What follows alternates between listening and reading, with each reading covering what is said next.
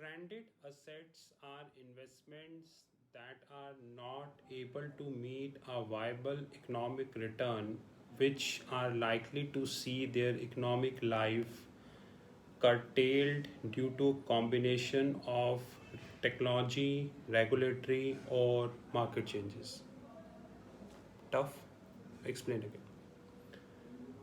Stranded assets are investments that are not able to meet a viable economic return and which are likely to see their economic life curtailed due to combination of technology, regulatory or market changes. It means sometimes due to technology, regulatory or market changes, the big giants or the big boys in my parlance, they do not continue their capex, or whatever capex they did, they do not extend it because they feel that investing more money is a waste of time, effort and energy.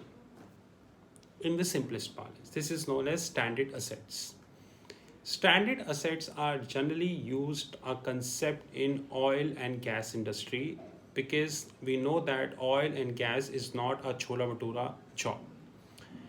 Now, it means that if you wanted to dig oil or gas from beneath the earth, then you need to spend several billion dollars. So, if you wanted to dig oil, you first need to spend considerable amount, and then it's your fate whether whatever you envisaged or whatever your scientists envisaged, it will hold true and you get the oil. And most important factor is the oil prices at that point of time are sufficient enough to give you a sufficient return which you projected, right? In short, but unfortunately this pandemic, which is covid-19, is posting a lot of challenges before oil and gas industry. Rather, I would like to use my favorite word in English to describe this scenario, and that is uncomfortable admissions. So the English meaning of uncomfortable admissions means that somehow you have to agree that scene is outside your control. That is uncomfortable admissions. Just like now the world forcibly, willingly or unwillingly, have to admit that these big fours have made a mess in the auditing. So rather than acting as a watchdog on behalf of an investor, what they did, they created a mess only for money. This is an uncomfortable admission. But now oil and gas industry across the globe is facing more uncomfortable admissions. And guys, that is severe because according to Bloomberg, on 4th August 2020, the British Petroleum, I really should not tell you who is British Petroleum. British Petroleum said on 4th August it would no longer do any exploration in new countries. According to Risted Energy AS, we apologize in case we spell it wrongly. It is definitely not intentional. According to Risted Energy AS, 10% of world renewable oil resources, which is around 125 billion barrels, to become obsolete. Guys, the biggest question is, we all understand that oil is currently between $42 to $43 per barrel. One and a half months ago, all of a sudden, one night, the world saw that New York Mercantile Exchange recent future reduced to less than $1 per barrel.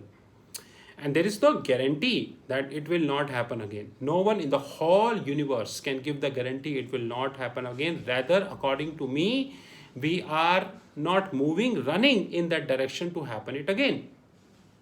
And this time, the US Treasury yield curve will also act or play its role, which he not did last time. But the biggest question is that if the oil and gas industry is moving towards the stranded assets, and that too to the tune of 125 billion barrels, which is 10% of the global resources. It clearly reflects that the oil and gas industry do not expect new capex, and one should not expect a sudden jump in the oil prices. Having said that, we also need to understand one thing very carefully and able to digest it, is that oil and gold are two different commodities. While gold is more fundamental driven commodity. Example, due to this coronavirus, when the whole mess up is happening, gold is going up. Somehow due to Russian factor, gold has came down, but soon it will go up. But oil is a completely different commodity than gold, because oil is very emotional commodity. I call this as an emotional commodity, because if any minister of any state, any government, Saudi, OPEC, anyone give one deliberate or non-deliberate statement, then oil will start going up and down.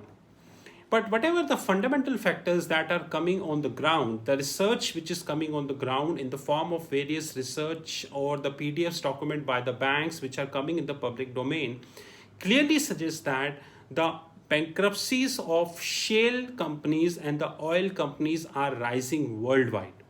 And it is a very hard time for the oil industry, and God knows how long this hard time would continue. More importantly, this fundamental research, which to whom you call as uncomfortable admissions or you call as a standard assets, also confirm us that do not expect a big steep in the oil prices. Even I would like to put an escalate mark, which is oil is an emotional commodity. So, guys, being a commodity desk, we are very careful and carefully watching crude. Although if we take 10 trades in commodities, we prefer take 2 trades in crude and 8 trades in natural gas, gold, silver and various other commodities, because they are fundamental driven rather than emotional commodities. You call this base metal and all, and precious metal like gold and silver. We are evaluating crude and we think that the standard asset will grow. And guys, God forbid, if this happens, then the top boys in oil and gas, they left with no option, but they have to cut thousands of people, because no one run its company in losses. That's for sure. But how long this situation will continue, we really do not know, because by the time vaccine come, what would be the scene, no one knows. This side Rahul Magan here. You know our WhatsApp 9818485155. Our commodity desk is keeping a very closer eye on almost all base metal, precious metal, crude and all. Have a great time. Talk soon.